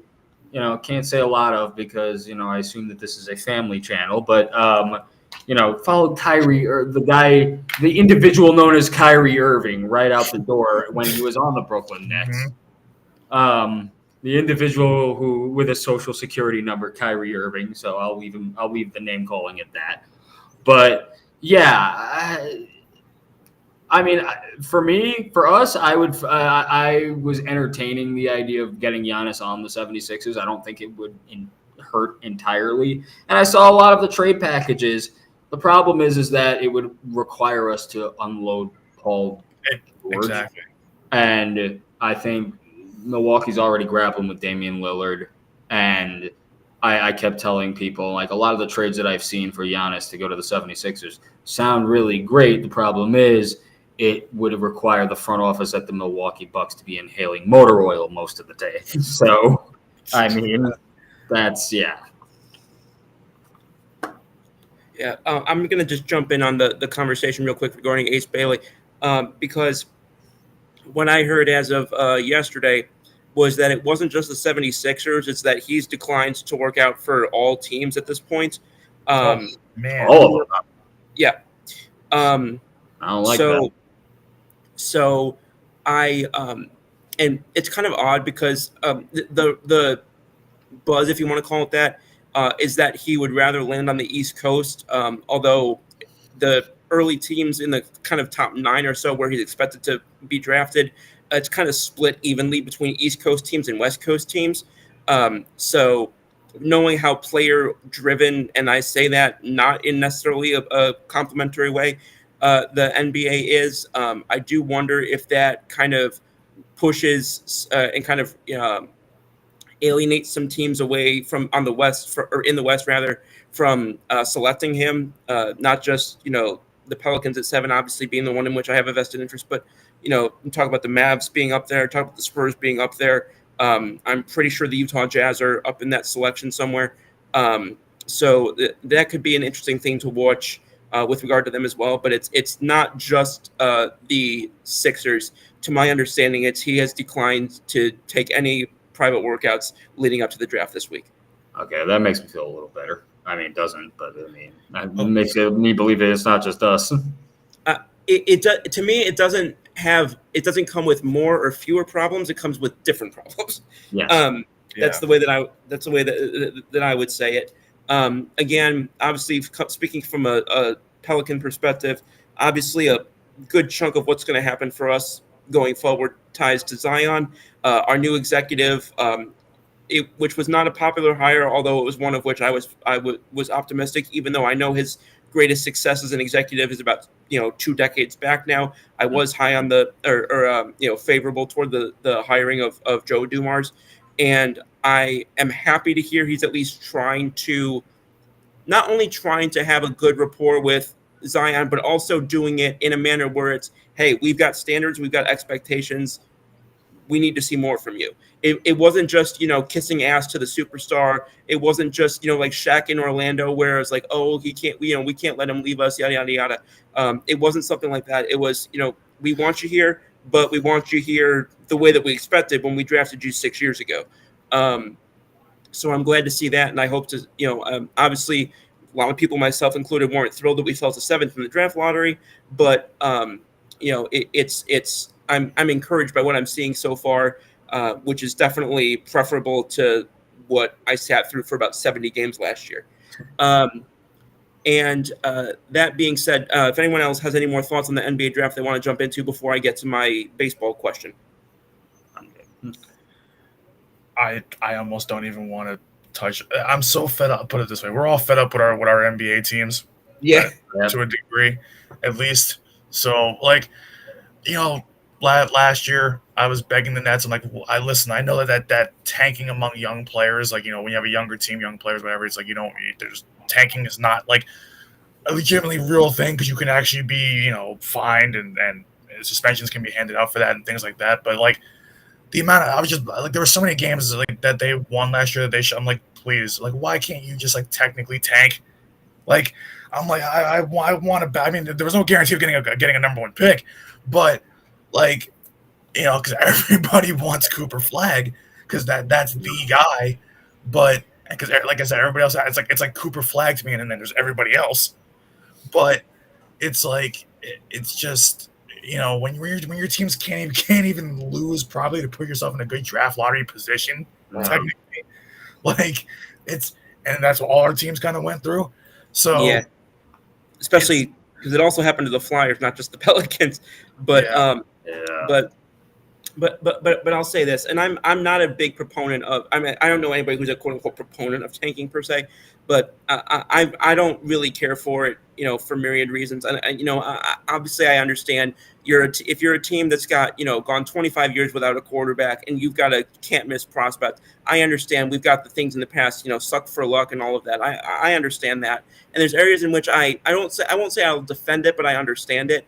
But I also just, in my mind, those are still guys who are trying to develop as players. You're still trying to develop a chemistry. You're still trying to see what you have going forward and not. So in my mind, just tanking to me is just antithetical to a lot of that. I understand the point of you want to get the best position possible, obviously, to take the best player. I understand that part, but to me, to ask players to, and I know you're not like in a literal sense asking them to play badly, but I'm just, to me, I've got an issue with that, not just on a moral and competition level, but also on a level of just how am I going to know what I have if I'm encouraging or incentivizing, including my youngest players who may not have a contract for the next season. I may be having to make a decision on them to incentivize them to throw or to de-incentivize them from success. To me, I don't like that. That's not a way that I would coach. It's not a way that I would manage personally. But again, completely saying it as an understanding as to why it's a thing and why no matter what the league does, they'll probably will remain a thing. But like, I don't know. It's just a thing that I'm kind of a little bit squeamish on. That being said, I did say I had a baseball question for both of y'all. All of us, and I think it's good. We had to complain about our losing teams a little bit. We're all Yankees fans. We're all Eagles fans. We all just got to celebrate our second title in the last 8 years. So I think it's only fair that we got to go through some character building as sports fans as well. But I am going to bring us back to wrap it up with a Yankees question. We all are, I'll say, varying ages, to be nice to Jay, about it. Being old beats the alternative, bro.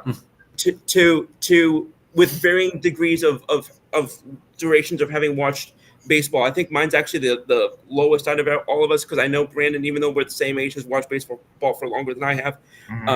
I kind of started. I came in right at the end of Joe Torre's last season in 2007, and I think Brandon got a bit of a head start on me there. But my question being, four pitchers rather.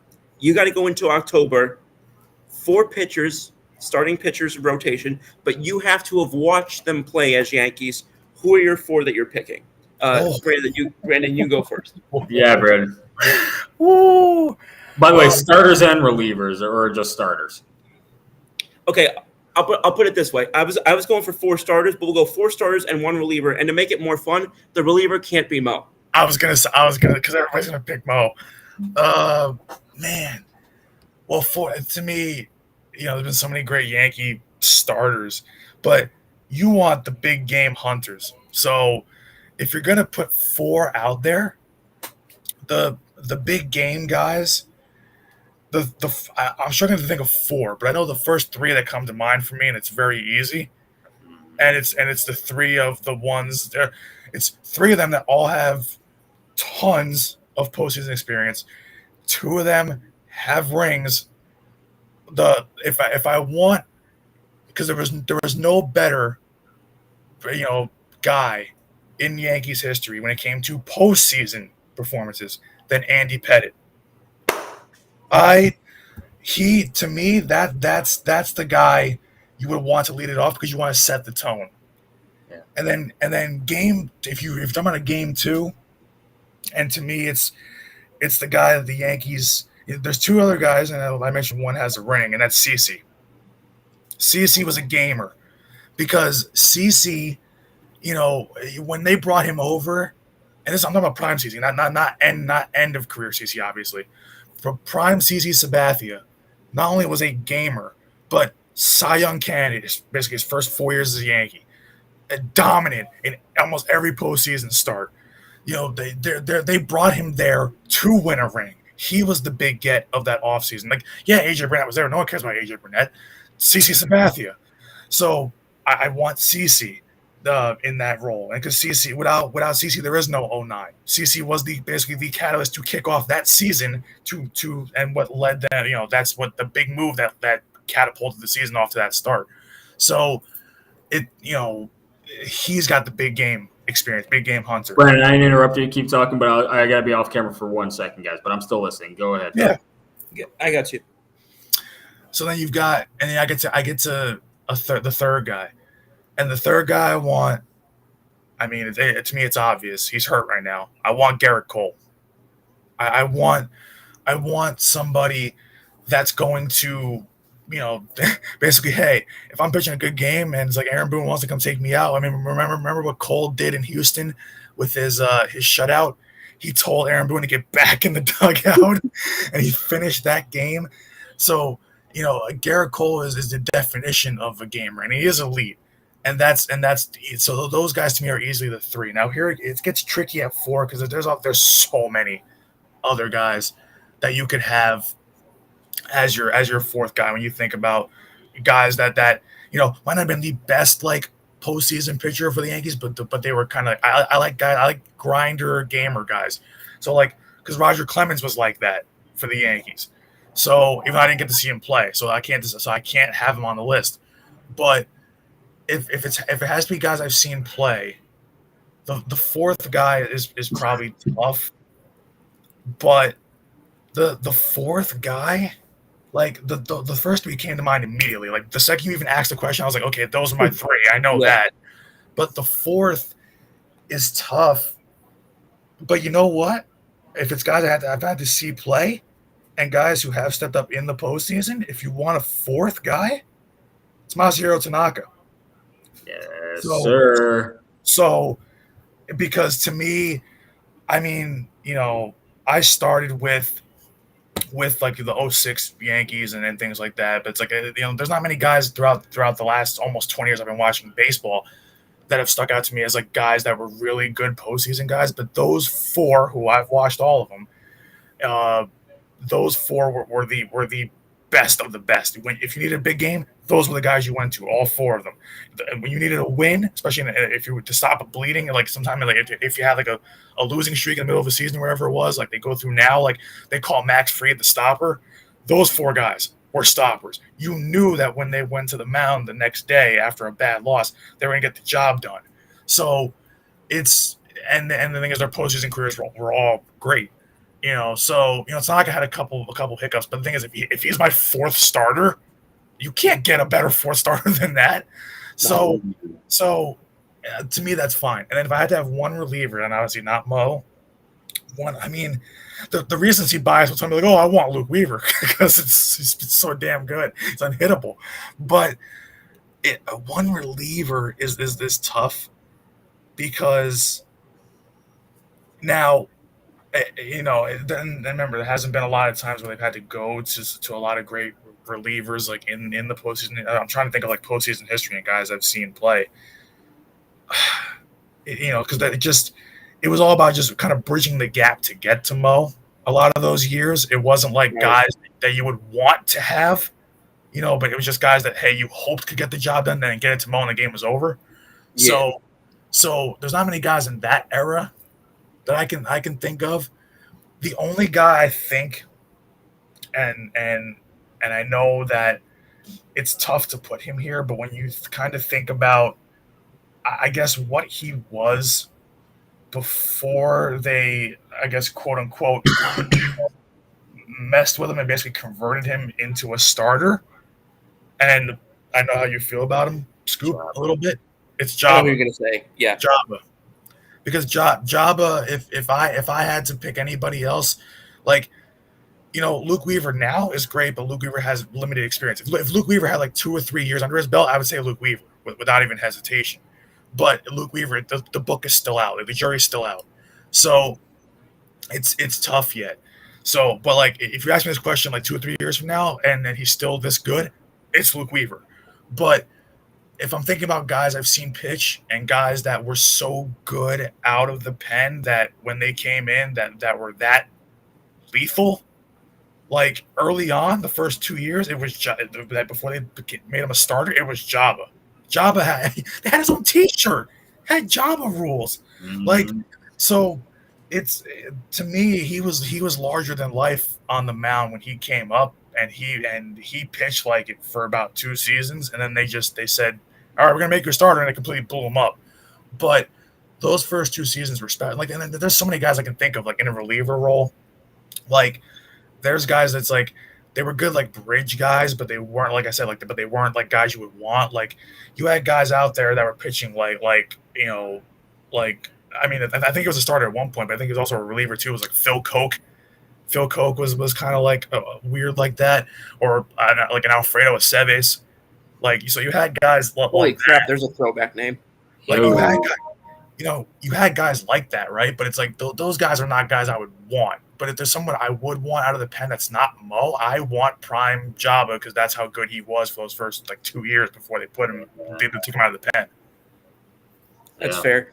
The name that I was waiting to see if you would say was Masahiro Tanaka. That was the name I was waiting to hear to see if you were going to say.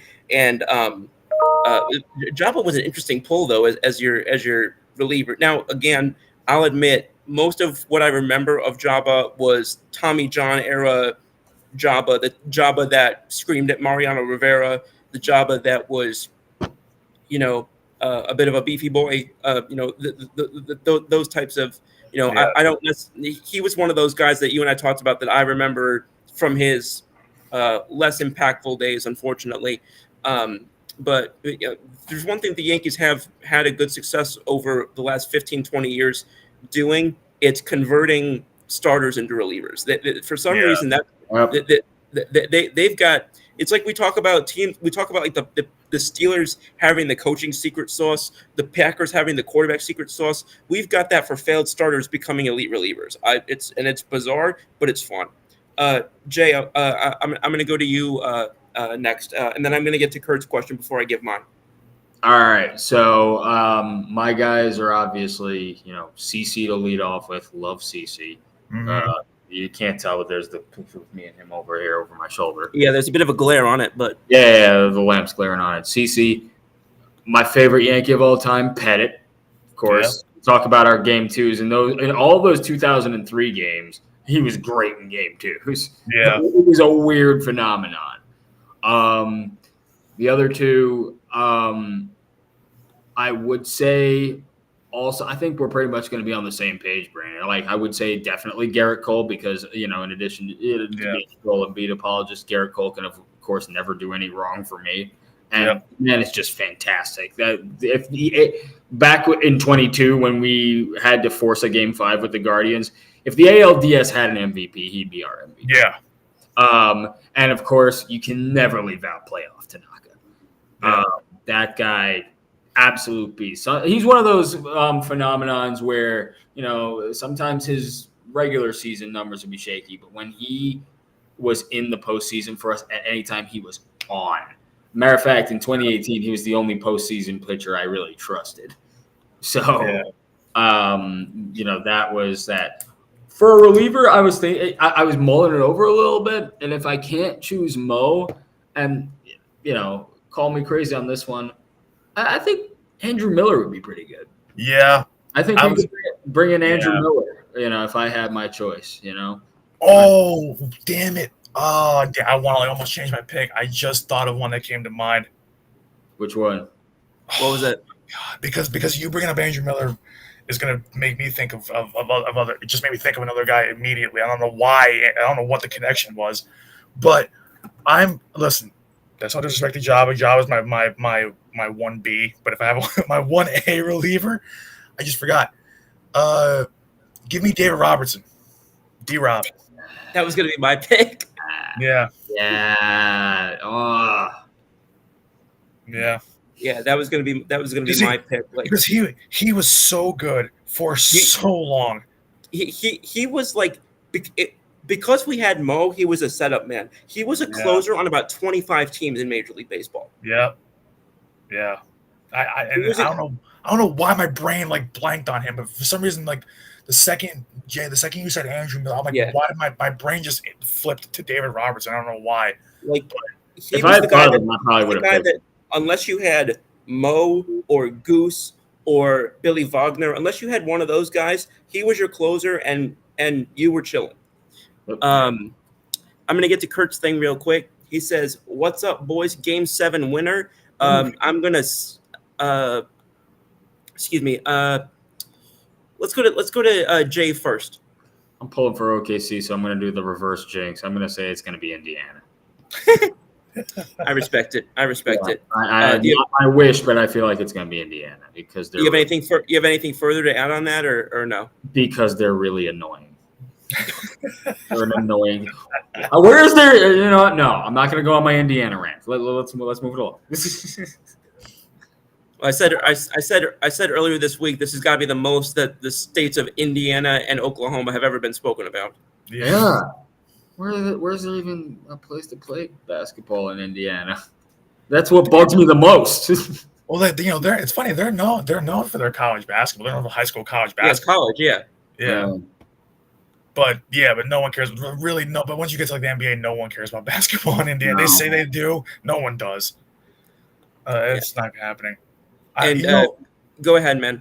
Yeah, game 7. There's something to be said when you have kind of a very injured Halliburton. It was like not playing 100%, and he had a decent game for what it was. Yeah. And then you've got that team but here's the thing: when you have such an emotional roller coaster win like that, where you blow out the other team to force a game 7, and you're putting your best foot into that game. There's going to be to a degree where you're emotionally and physically spent from winning that game. Yeah. So to anything is you're not in your own building for game 7. That home court, I think, is just it's a real thing. Wasn't a real thing. It didn't help the Celtics any, but at the same time, home court to me, when you get to this point, it matters who finishes with with that advantage. And to me, that's just Thunder. And I think after they got completely embarrassed in every way, shape, and form last game, they're not going to walk out of that arena without holding the trophy for their fans. So I think it's the Thunder. It has to be, because even if the Pacers, I think the Pacers can play their heart out, but I think the Thunder are angry that they got killed in Game 6, and the Pacers are just so physically and emotionally drained from forcing the Game 7 and how much that meant to that home crowd and that floor, that I think it's going to be competitive to start that game, but I think the Thunder are going to pull away late and finish it. Yeah, mm-hmm. Real lips to God's ears. I think that you're looking at this. Sorry, 1 second. That's that. I hope you enjoyed your 2.5 seconds of fame. You've been blocked from the show. I just want to jump in on this because, again, my personal opinion, I mean, I've said repeatedly that I think the Thunder are going to win the series. I stand by that. I think typically when it gets to a game 7, eventually things equalize, and the better team, I think more often than not, the better team emerges victorious just off of brute force and brute strength, not quite literally strength sometimes, but strength of the team and depth of the team. And I believe that the Thunder had that. I honestly was surprised, and good on the Pacers for surprising me and getting to a game 7 of the finals, which I would not have said believe was going to be the case. Halliburton's done well. I've been happy for Siakam, and all of that. I do believe the Thunder are going to win. I think home court advantage, I think, is going to be a real thing here. And because I think and I know a lot of us know this, but just to restate it, because it is a big central part to my point, is because home court advantage is not just your home court; it's where you're sleeping, it's what you're eating, it's all this other, it's what you're feeding your body and your mind, not just literally but figuratively. And it's that routine and that comfortability and all of that matters. And I that's just one of myriad reasons, but it is, in my opinion, if it had even been a 50-50 for me, that probably would have been my deciding factor. And I do have Oklahoma City, to answer Kurt's question, winning, as I have the entire time through. No doubt. I'm not going to give a full 4 starters, mostly because it was the exact same 4 that Brandon had. But I will say this: when it comes to the guys that we've had, I know a lot of people talked about, or you guys talked quite a bit about guys like Garrett Cole, but just to bring up a name that I think deserves recognition. Not all of his postseason experience was with us. He had some experience before us with the Dodgers, and he also had some experience going back to his time in Nippon. But I got to give some love to Hiroki Kuroda. I thought he was very underrated when he was here. Yeah. I thought more often than not, you asked him to get some big innings for you in a big game. He answered the call, and he did it effectively and more so. I think he definitely deserves to be in that conversation. As somebody who if I was gonna kind of knock down Garrett Cole, and just for the sake of going back to somebody from the past, the Yankees of the past, Kuroda would definitely be a name who I believe would get some, or should get some attention and should get some love. And then to talk about it from a relief standpoint, I know he ended his time here sort of unceremoniously. And he's now doing actually very well for the Detroit Tigers. I will say that I would show some love to Tommy Kahnle in this situation. Yeah. If we talk about what David Robertson was in the 8th inning, there were a lot of times where Tommy Kahnle was that in the 7th. And I'll also throw a little bit of a wild card here, not because necessarily of how great of a reliever or starter he was, but because of the ability that you could put him pretty much anywhere. If you just needed innings and you needed productive, good, reliable innings for a long time, he was, I think, understatedly valuable for us. I'm going to throw Chad Green in there as well. Yeah. Yep. Decent Chad Green. Yeah. Playoffs was rough for him, but postseason was rough for him. But but 90% of the time outside of that, he was money. When you need him, he was money. Shouldn't have taken him out in Game 2 in Houston in 2019. Yeah. Honestly. Yeah. It's also tough just because the guys who have the most postseason experience were going to be on all of our lists anyway.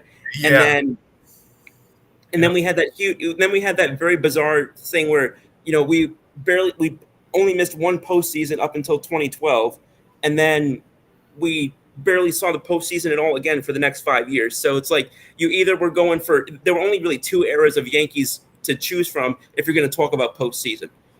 Well, it's the same thing if you're like, if we were to flip this and say like, oh, give me the 1 through 9 of like the Yankees you've seen that you would want to be hitting in the postseason. Yeah. It's like, well, I mean, you can almost say the 09 Yankees because from top to bottom they were all freaking good.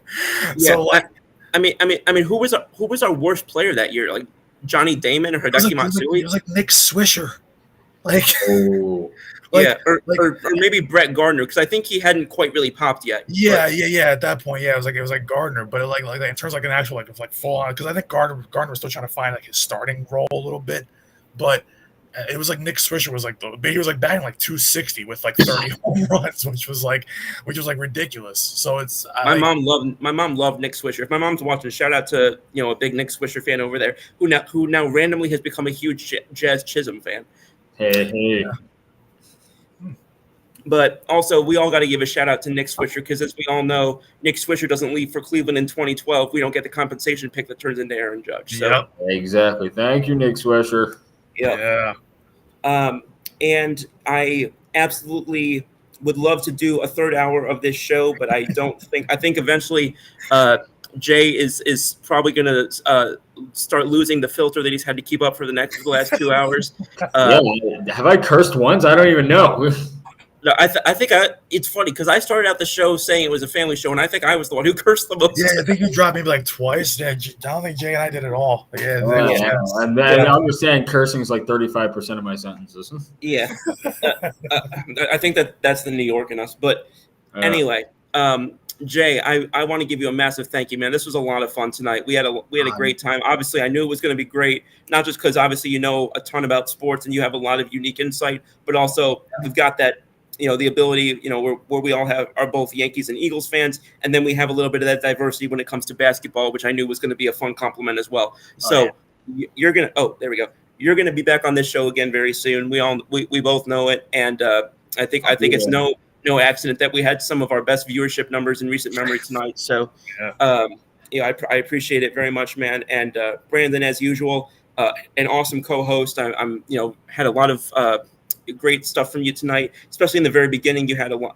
I think you at one point went like 15 minutes, just dropping knowledge on us all. That was tonight was kind of rough for me. Not gonna lie. Like there were certain things. Like listen, I woke up from a nap to get on here, and my brain for like the first 45 minutes was not like just there was no filter, and then my thoughts were just like I was mixing up teams. Like it wasn't my best effort. Put it that way. Like I feel like it's a post game press conference where I'm like. It's not my best effort. No. But you know what? It got the job done. So, we'll get them next time. We'll get even better. Oh, David. Yeah, I got you. You were great. And I'll say this. Did you guys see the announcement that came out? I don't know if it was after today or after yesterday's game, but about our closing situation. Weaver's back. Not only is Weaver back, but Weaver and Williams are going to split closing duties going forward. It's good competition, I suppose. I mean, I don't know exactly how I feel about it, but I'm willing to trust the process on that one. I know. Oh yeah. You say that as a 76ers fan, no less. And by the way, I always make the reference. I sometimes when I'm like trying to like rebut somebody who's like trying to admonish me, I'm just like, well, you told me to do this, so I didn't think it was a sound thing to do, but I was just gonna, Joel Embiid and trust the process.